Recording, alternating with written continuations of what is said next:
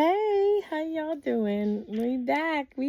We're still being consistent. Hope you had an amazing day. I have had a doozy, and as you can see, we're now rocking the plaits. Don't judge us.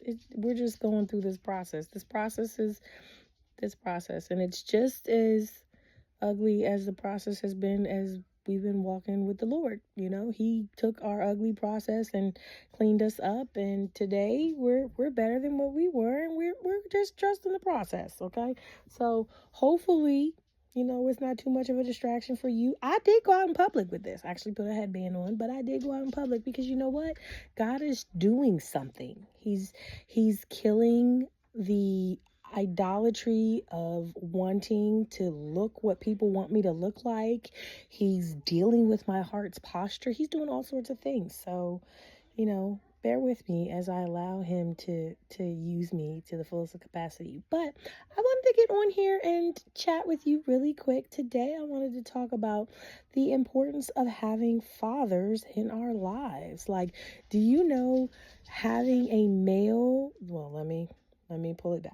Having the man that God has for you involved in your life and doing things in the family structure is really important.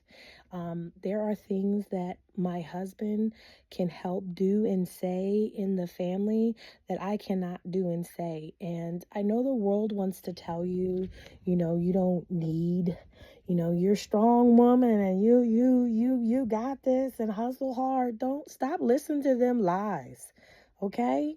God chose you to do an amazing thing as a support. I'm probably going to get some slack about this one. As a support to your husband, because the two of you are going to make something amazing.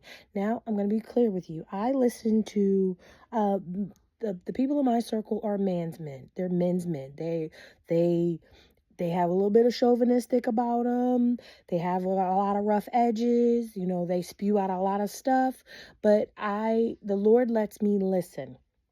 And what they're saying is true. They're telling me the secrets of why men aren't with women and why they're going to certain kinds of women and why, they're not committing and all of these things. And it's helped me to determine that I want God's design.